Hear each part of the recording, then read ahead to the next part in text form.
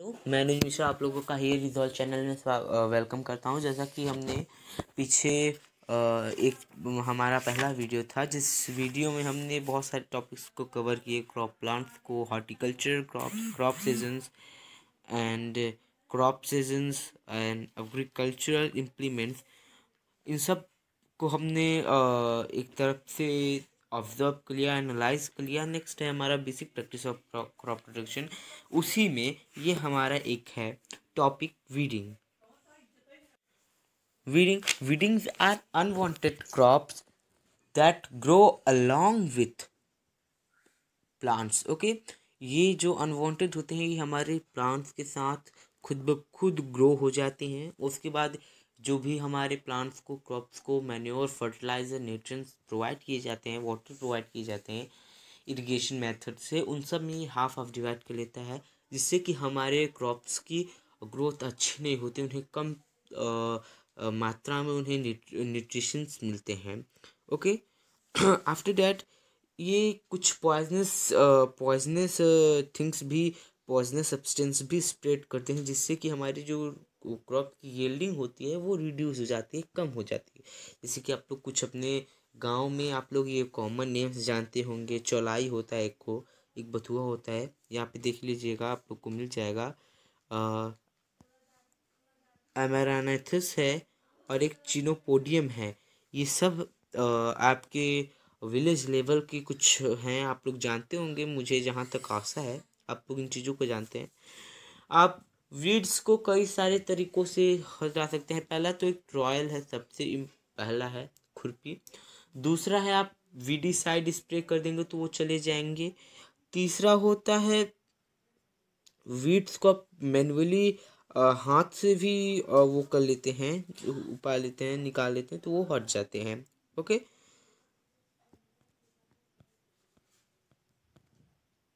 Next है हमारा harvesting and threshing. Harvesting आप जैसे जानते हैं कि हार्वेस्टिंग कटिंग प्रोसेस है। इस प्रोसेस में क्या होता है, हम प्लांट्स को, क्रॉप्स को कट करते हैं और एक मैच्योर जगह पे, एक फील्ड में हम इसे ग्रेदर करते हैं। जो फ्रूट्स और वेजिटेबल्स होते हैं मैनुअली वो हार्वेस्टेड किए जाते हैं, और या तो वो तुरंत ही सोल्ड कर दिए जाते हैं, क्योंकि आफ्टर दैट वो सड़ना शुरू कर देते हैं। सो या तो वो तुरंत ही सोल्ड कर दिए जाते हैं, या फिर उन्हें हम कोल्ड स्टोरेज में स्टोर कर लेते हैं।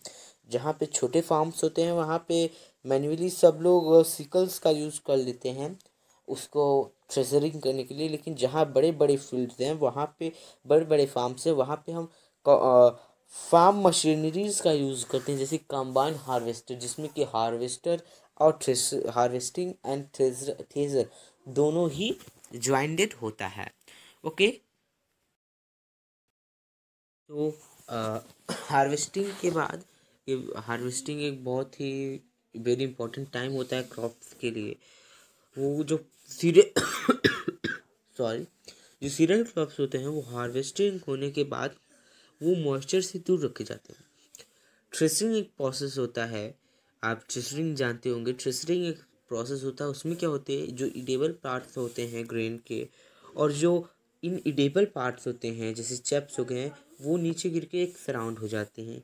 एक मेथड हो गया थ्रेशरिंग का। आफ्टर डैट वो जो भी होता है उसे हम विनोव करते हैं। विनोविंग में क्या होता है, आप लोग के गांव में होता होगा, मेरे यहाँ तो होता है।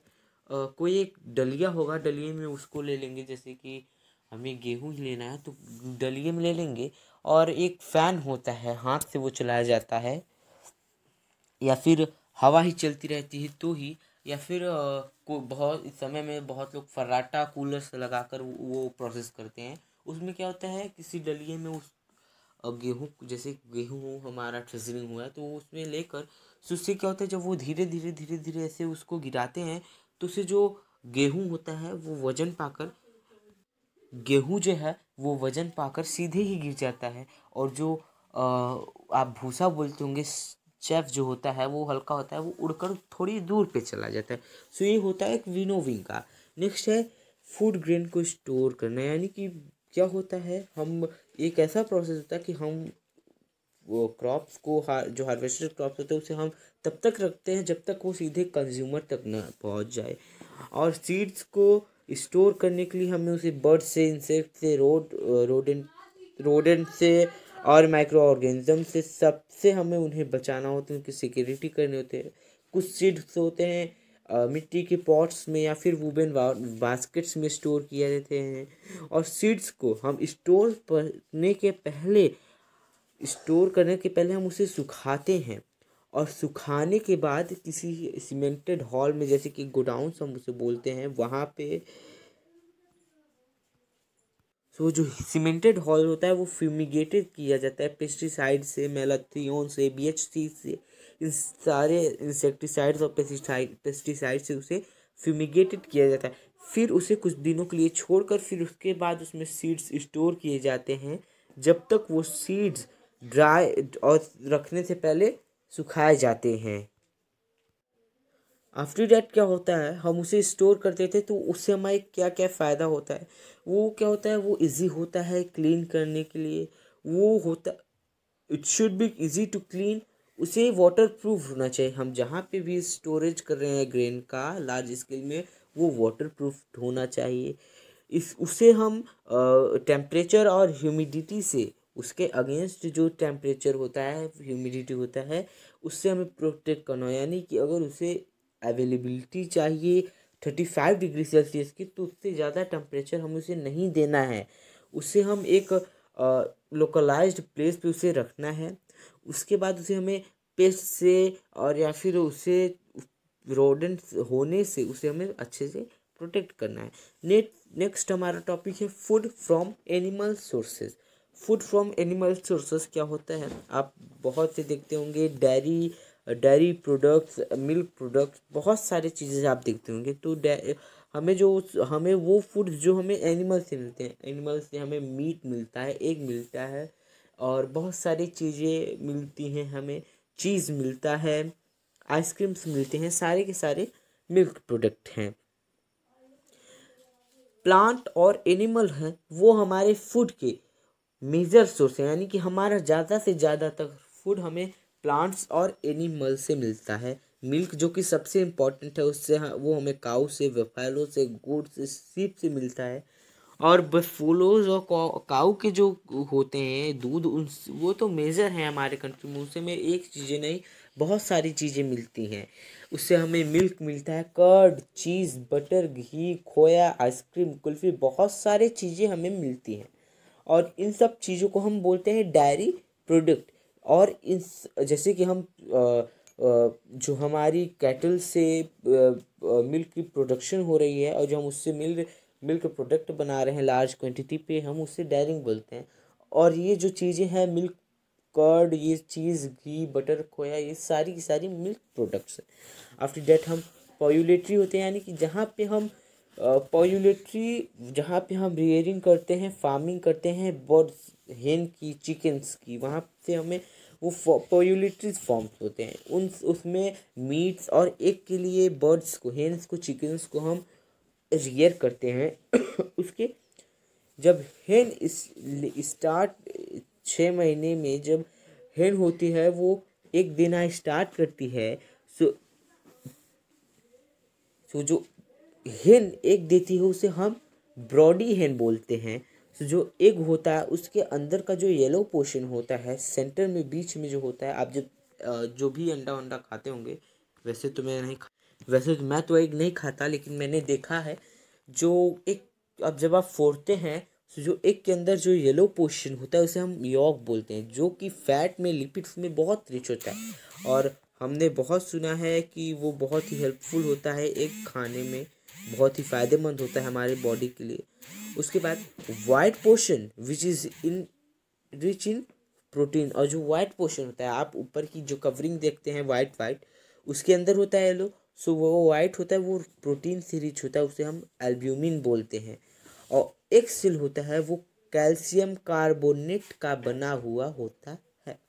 ओके, सॉरी हमने पेज नहीं टर्न किया, देख लीजिए। उसके बाद पॉल्यूलेटरी care. Okay, next our topic is पॉल्यूलेटरी केयर। दिस इज अ पॉल्यूलेटरी केयर। पॉल्यूलेटरी केयर होता है जहाँ पे जो पॉल्यूलेटरी बर्ड्स होती हैं उनको, उनकी केयर की जाती है, उन्हें अच्छा फूड, उन्हें अच्छा शेल्टर, और उसके बाद उनकी जो डिजीज़ होती है उनमें, उसे भी कंट्रोल करने की वहाँ पे वो सब केयर करा जाता है। जब बर्ड्स की ग्रोइंग पीरियड होती है, चिकन्स रिक्वायर इनफ स्पेस, उसमें उन्हें बहुत ही इनफ स्पेस चाहिए होता है रहने के लिए, कैलकुलेट करने के लिए। और जब वो ले करती हैं, जब एग्स ले करती हैं, सो उस समय में क्या होता है, जो पोल्ट्री होते हैं उन्हें बहुत ही इनफ स्पेस चाहिए होता है, प्रॉपर लाइटिंग चाहिए होती है, सफिशिएंट वाटर चाहिए होता है, और वो फूड चाहिए होता है जो कि प्रोटीन और फैट विटामिन ए से रिच हो और विटामिन के हो। यानी कि पोल्ट्री केयर होता है जहाँ पे हम बर्ड्स, हेन, चिकन्स को रखते हैं, उनकी अच्छी से वहाँ पे केयर होती है। वो उन्हें ग्रोइंग पीरियड के समय में जो जो चीज़ें उन्हें चाहिए होती है, फैसिलिटीज़ चाहिए होती है, उस केयर में दिया जाता है। और लिंग टाइम में भी जो उन्हें water, food, protein, rich in protein, fat, vitamin A के, और जो सारी चीज़ें उन्हें चाहिए होती है, उस पोल्ट्री केयर में उन्हें प्रोवाइड किया जाता है। नेक्स्ट क्या होता है, फिशरीज होते हैं। ओके, उसके बाद है हमारा फिशरीज। फिशरीज जैसे आप जानते हैं, फिश एक्वेटिक एनिमल्स होते हैं। तो फिश जो होता है, आज जो कोस्टल एरिया में जो भी लोग रहते हैं, उनका ये एक मेजर फूड होता है। और जो फिश होता है, सी फूड होता है, वो प्रोटीन और आयोडीन में रिच होता है। आप जैसे कि फिश को रियर करते हैं, बेचते हैं, खाते हैं, वो उसे उस प्रोसेस को हम पिसीकल्चर बोलते हैं। और इससे जो ऑयल ऑब्टेन होता है, बहुत बहुत फिशेज से ऑयल ऑब्टेन होता है, वो ए और डी विटामिन उनमें बहुत ही ज़्यादा भरा हुआ होता है। इंडिया है वो बहुत ही फ़िश के मामले में अच्छा है, उसमें फ्रेश फिश भी और मैराइन फिश दोनों ही साथ में अच्छी मिलती हैं। ओके, और फिश को रखने के लिए कुछ आर्टिफिशियल पॉन्ड्स बनाए जाते हैं, जिसे कि हम हैचरीज बोलते हैं। उस हैचरीज में नेचुरल पॉन्ड्स, लैक, कैनल्स का लुक दिया जाता है। वो होता है, उसमें हम 30 से 90% फिश को सर्वाइवल देते हैं, वहाँ पे वो रखे जाते हैं। जो फिश आप सिंपली जो सी वाटर में रहते हैं, उन्हें हम मैराइन फिश बोलते हैं, और जो हमारे लेक पॉन्ड में रहते हैं, उन्हें हम फ्रेश वाटर फिश बोलते हैं। जो फिशेस हमारे कोस्टल एरिया में पाए जाते हैं, सी वाटर जैसे केरला, वेस्ट बंगाल, मुंबई, इन सब में पाए जाते हैं, वो मैराइन फिशेस होते हैं। वो फिशेस जो फ्रेश वाटर में पाए जाते हैं, वो पॉन्ड्स में, फ्रेश वाटर में जो पाए जाते हैं, जैसे पॉन्ड्स, रिवर, लेक्स में, उसे हम फ्रेश वाटर फिश बोलते हैं। In order to maintain fish farms, हमें फिश फार्म्स को, हमारा एपीकल्चर, जैसा कि आपने हॉर्टिकल्चर पढ़ा, पीसी पढ़ा, उसी तरह एपीकल्चर होता है। आपको बताया था मैंने, एपीकल्चर होता है रियरिंग ऑफ हनी बीज लार्ज स्केल में।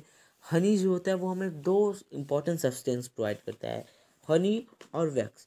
और हनी में जो बीज होती हैं वो 3 कैटेगरी की होती हैं, एक वर्कर होती है, एक क्वीन भी होती है, एक ड्रोन होती है। ओके, हनी में बहुत सारी चीज़ें मिक्सचर होती हैं, शुगर, मिनरल वाटर, एंजाइम, सारे इसमें मिक्सचर होते हैं, और ये बहुत सारी चीज़ों में यूज़ होता है और बहुत ही यूज़फुल होता है।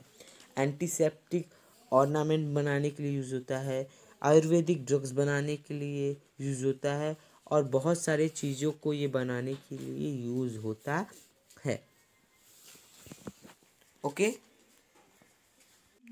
Okay, bye bye, next we meet.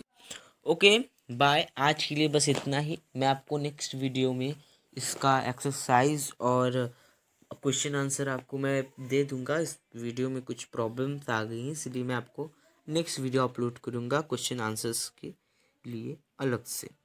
तब तक के लिए बाय, गुड नाइट। आशा है कि आप लोग अच्छे से रहेंगे। बाय।